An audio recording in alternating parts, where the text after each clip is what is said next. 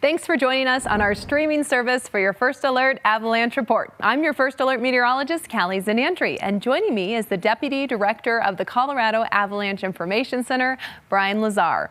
Brian, a winter storm could drop more than a foot in some places in the high country, along with colder temperatures and wind. This is just the perfect recipe for increasing avalanche danger heading into the weekend.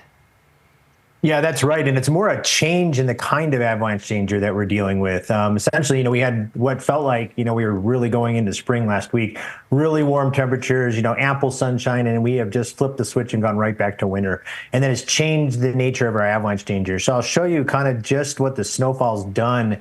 It came in kind of three waves, first starting on Tuesday and then another pulse midweek, and then we'll end with our last bit of snowfall on Saturday. But we have a widespread, 10 to 20 inches of snow across the state of Colorado, and that has really changed the nature of the avalanches we're dealing with. We've moved away from wet avalanche activity and back into a concern for wind-drifted snow. So which slopes will be the most dangerous starting this weekend? Yeah, well, because the snow and the storms largely came in from the west to southwest, we've loaded the east side of the compass most. And so you can see here in this aspect elevation rows that we've shaded everything from north through the eastern facing slopes down to south facing terrain at the near and above tree line elevations. Those are the places that are going to receive the most wind drifted snow. And it's this cold drifted snow that's driving the danger across most of the state. So we're really worried about avalanches breaking in this new and drifting storm snow. And here's what this looks like. And I want to point out some really good clues that Mother Nature gives us so that we can avoid the most suspect slopes. Here's one of the central mountains, and you can see the cornice feature along the top of the ridgeline, which indicates that we've got drifted snow sitting just below the ridgeline. And sure enough, we saw avalanches breaking on those underlying crusts that formed last week, just below those ridgelines. Here are some avalanches down near Telluride that broke just below these cliff bands, one in the bottom left, the one in the upper right, again from drifting snow. Here's a really good clue from Mother Nature, this big cornice feature along the top of the ridgeline, and you can see where a wind slab avalanche broke just below the ridgeline where we would receive the most drifting snow. But I do want to point out it's not always just up top along the high ridgeline. In this case, you can see the high ridgeline has actually been scoured. And what we're dealing with is cross-loaded features. And we often talk about cross-loaded depressions or gully features, and this is a really good example. In this case, the wind is blowing from the upper right-hand side of the photo down to the lower left. You can see a small little cornice feature along this subridge. And sure enough, it's a good indication that the slope below is wind-loaded, and you can see a wind slab avalanche has broke loose right there. So you want to be paying attention to Mother Nature's clues for wind-drifted snow, not just along the ridgelines, but anywhere in the terrain, really. Here's a climber who triggered a wind slab avalanche while climbing on Pikes Peak. And this was early in the loading event, so you can see the slab is quite thin.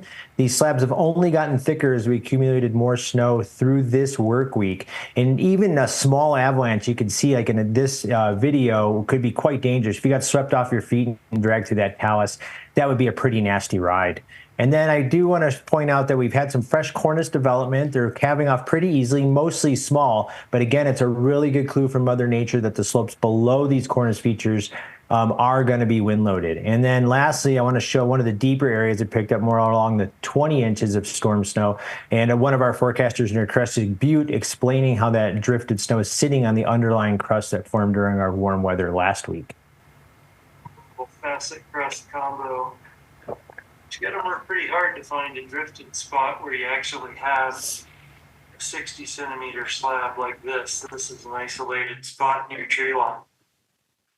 So it's a really good illustration of how the snow is breaking on those slick underlying crusts. He said it's isolated. It's hard to find slabs that are this thick, which is true. You need wind-drifted slopes in those areas that got more like the 18 or 20 inches of snow.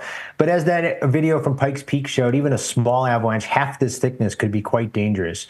And one last clue I want to point out, we've been talking about looking for areas that might be drifted with snow, but if you are traveling around and you find the snow cracking under your feet, your snowshoes, your snow machine, this is an indication that you found one of these wind-drifted areas and you're into this area where you could potentially get a wind slab avalanche breaking on underlying crust.